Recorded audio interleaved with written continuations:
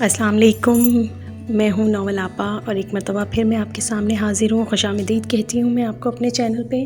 اور میں آپ کے سامنے نریشن بیان کر رہی تھی دل درد سے خالی نہیں، اور اس کا پارٹ سیکنڈ میں آپ کے سامنے بیان کروں گی. کالی لیدر کی پتلون ٹی شرٹ کے اوپر بھاری لیدر کی جیکٹ کی زپ بند کرتا وہ اپنے فلیٹ سے نکلا. تیزی سے دروازہ لاک کیا.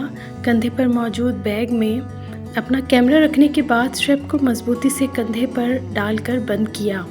بھاری بوٹوں کی دھمک پیدا کرتا وہ بڑی سپیڈ میں سیڑھیاں اتر رہا تھا. باہر اس کی موٹر سائیکل پر اچھی خاصی برف جمع ہو چکی ہوئی تھی. اس نے پہلے برف جھاڑی اور موٹر سائیکل پر سوار ہو کر سڑک پر جمی برف کی تہہ کو چیرتا ہوا اپنی منزل کو روانہ ہو گیا. دسمبر کے دنوں میں برطانیہ کے شہر گلاسکو کی سردی رگوں میں خون منجمد کرنے والی تھی، مگر لوگوں کی روزمرہ کی روٹین معمول کے مطابق ویسے ہی چل رہی تھی. گھروں کے اندر ریڈ ہیٹرز اور فائر پلیس ہمہ وقت چلتے رہتے.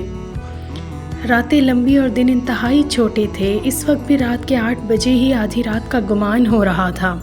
موٹر سائیکل والا بڑے غیر محسوس انداز میں ایک گاڑی کے پیچھے جا رہا تھا، اور وہ یہ جانتا تھا نئے ماڈل کی BMW کہاں اور کس مقام پر پہنچ کر رکے گی. ہیلمٹ کے پیچھے چھپے اس کے لب سختی سے ایک دوسرے میں پیوست تھے، جیسے نہ ہی تو وہ کچھ بولنا چاہتا ہو یا پھر سارے الفاظ کہیں گم ہو گئے ہوں. BMW ایک ریسٹورنٹ کے سامنے رکی. اپنی موٹر سائیکل کو پارکنگ میں لے جانے کے بجائے باہر سڑک پر ہی سٹینڈ کر کے اس نے اپنے بیگ میں سے کیمرہ برآمد کیا، اسے آن کر کے مطلوبہ سیٹنگ لگائی. ہیلمٹ کا سامنا شیشہ چڑھا کر آگے بڑھ آیا. BMW والا آدمی ریسٹورنٹ کے اندر پہلے سے بک شدہ میز پر جا کر بیٹھ گیا تھا. بیٹھنے سے پہلے وہاں پہ موجود افراد کے گالوں پہ خوش دلی سے بوسے دیے، اور باہر کھڑے کیمرہ مین نے یہ مناظر اپنے کیمرے کی میموری باکس میں محفوظ کر لیے تھے. جب وہ واپس اپنی بائک اڑاتا ہوا اپنی اگلی منزل کی طرف رواں دواں تھا، BMW والے کو اونچی آواز میں گالیاں دیتا جا رہا تھا. میرے ہونہار، میرے منتوں مرادوں والے لختے جگر، میرے رشکے چمن، میرے موتی چور لڈو، میرے بیف برگر، میرے مینگو شیک، اٹھ جاؤ اب آخر کب تک سوتے رہو گے. سعدیہ نے مخصوص انداز میں اس کو جگانے کو آئی تھی.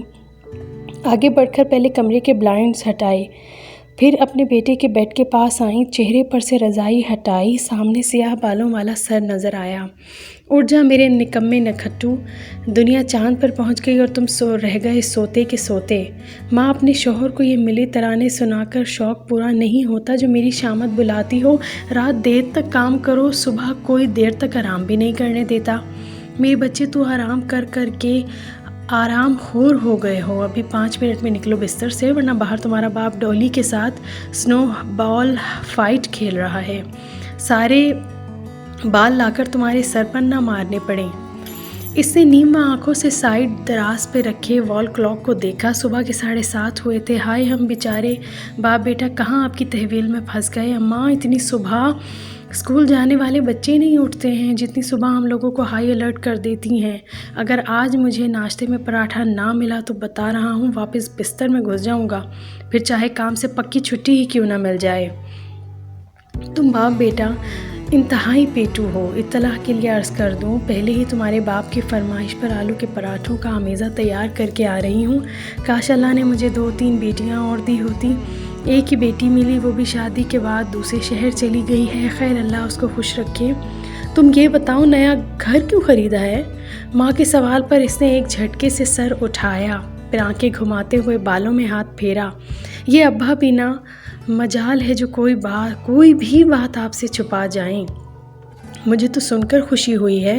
آخر تمہیں اپنے جوان ماں باپ کی پرائیویسی کا خیال آ ہی گیا. میں تو یہ کہنا چاہ رہی تھی کہ جب گھر لے ہی چکے ہو تو روز ادھر کیوں نظر آتے ہو؟ اپنا سامان کب تک لے جا رہے ہو؟ تمہارے سامان نے میرے 3 کمرے ایک گیراج گھیرا ہوا ہے. میری بھولی خوش فہم ماں، یہ آپ نے کیسے سوچ لیا میں آپ کو آزادی دے کر یہاں سے چلا جاؤں گا؟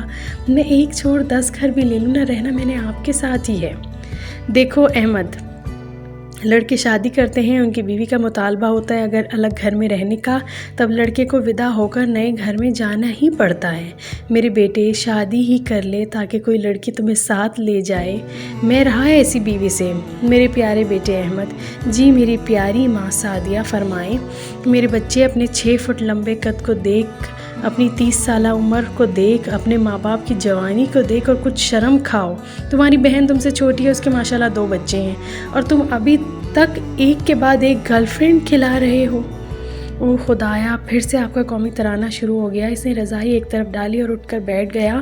قومی ترانے کے بچے میری بات سنو، میری نظر میں ایک رشتہ ہے، پاکستانی مائیں نہیں بدلنے والی، بات ادھر کی ہو رہی ہے یا ادھر کی، بیچ میں رشتوں کا ذکر ضرور لائیں گی۔ آپ اتنی باشعور عورت ہیں۔ ماں میرا پہلا سوال آپ سے ہے، جیسے میں تمہارے سوالوں کو جانتی نہیں ہوں، پوچھو کیا پوچھنا ہے؟ کیا آپ چاہتی ہیں کہ میں اپنے والد صاحب کی ازدواجی زندگی سے کچھ نہ سیکھوں؟ بچے اپنے بڑوں ہی سے تو سیکھتے ہیں۔ میں 30 سال سے دیکھ رہا ہوں والد صاحب ڈکٹیٹرشپ کے انڈر زندگی گزار رہے ہیں، نہ دن ان کا اپنا ہے نہ رات، بیچارے اپنا پسند کا ٹی وی چینل تک نہیں بدل سکتے۔ اور آپ چاہتی ہیں میں بھی اپنی دل عزیز آزادی لپیٹ کر کسی عورت کے قدموں میں رکھ دوں؟ معاف کیجیے گا، میں یہ کام مجھ سے نہیں ہوگا۔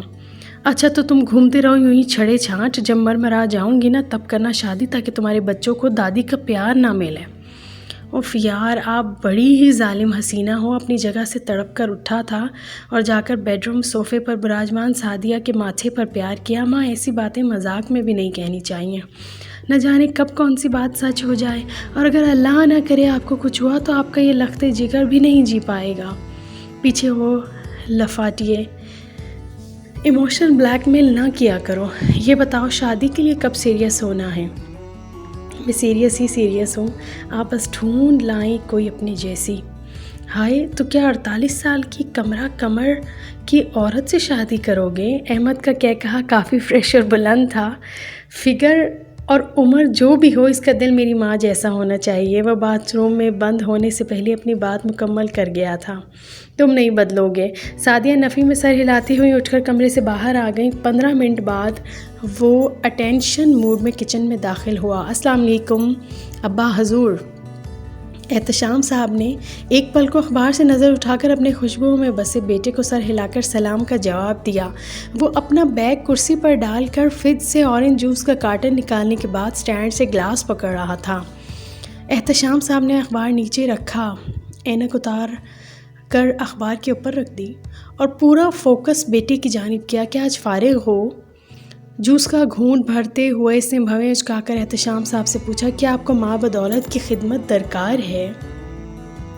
میری گاڑی کی MOT ہونے والی ہے، کیا ایسے سارے بور ترین کام کرنے کو میں ہی ملتا ہوں؟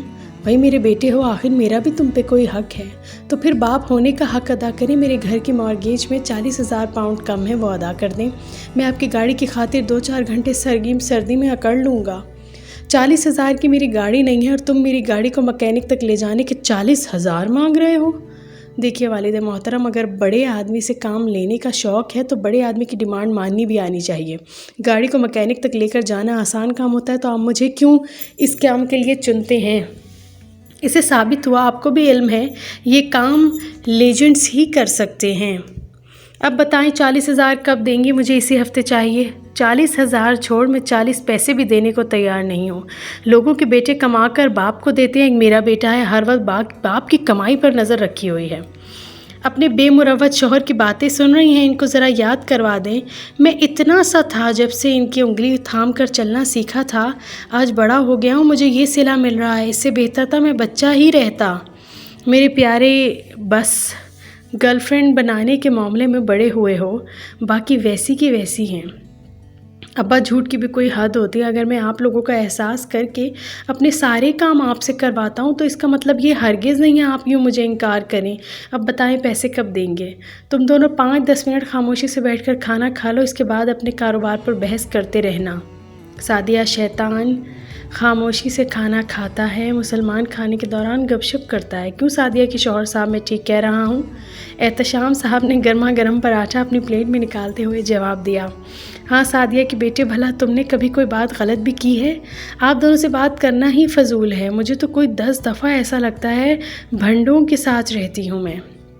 سن لو بھائی اور کرو اس عورت کے سامنے بزنس کی باتیں، یہ ہم باپ بیٹے کو آگے بڑھتا دیکھ ہی نہیں سکتی ہے، پر میں تمہیں 40 دینے کو تیار ہوں اگر تم میرے اگلے پروجیکٹ میں 50% کے شیئرز خریدنے کی حامی بھرتے ہو۔ آپ نے ابھی تک 3 دفعہ میرا سرمایہ ڈبویا ہے، جس کی وجہ سے یہ نوبت آئی ہے کہ مجھے آپ کی مدد مانگنا پڑی۔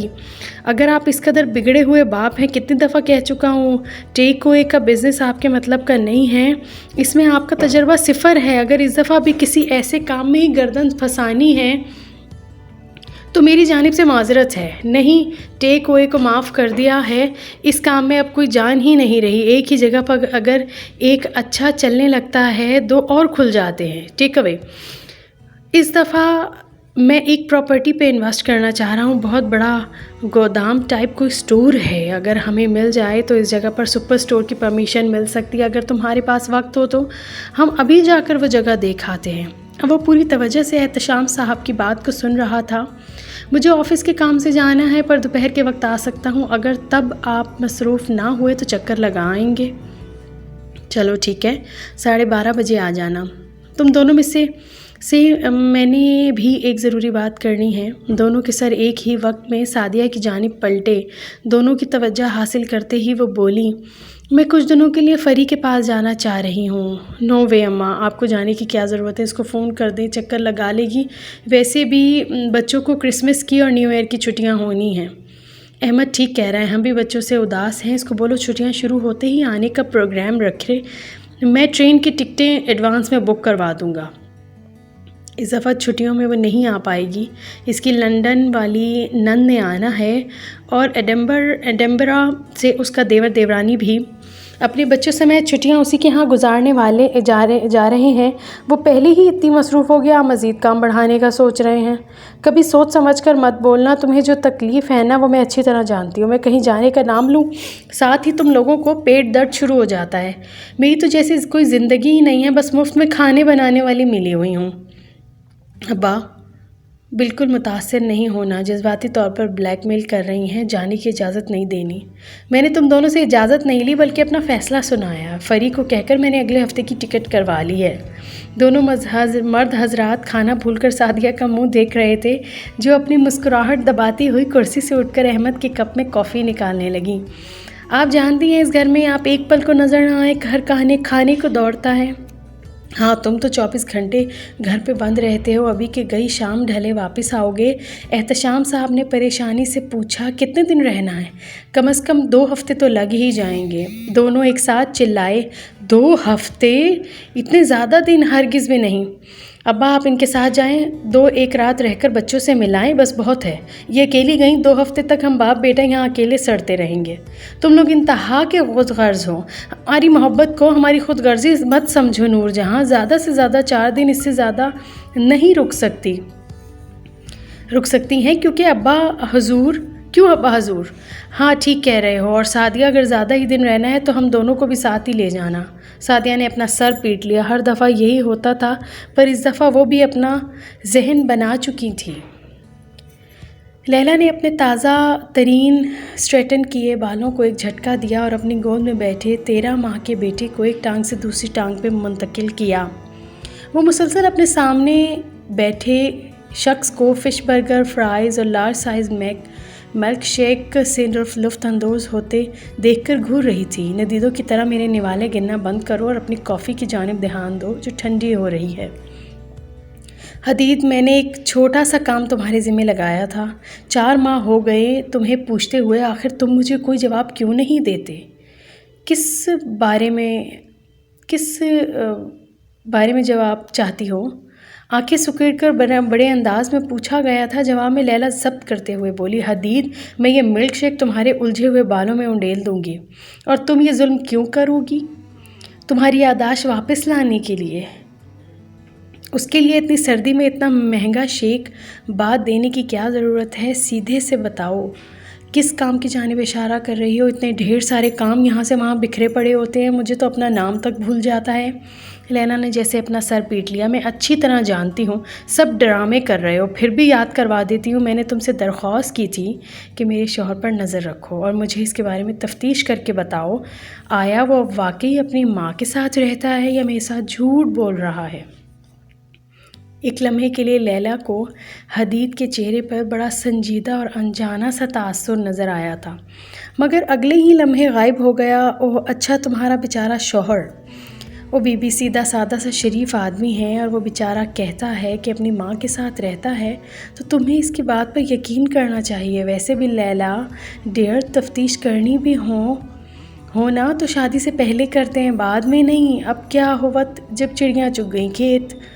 کیا مطلب ہے تمہارا؟ اگر شادی کے بعد شوہر جھوٹا نکل آئے تو اس کو کچھ نہیں کہنا چاہیے؟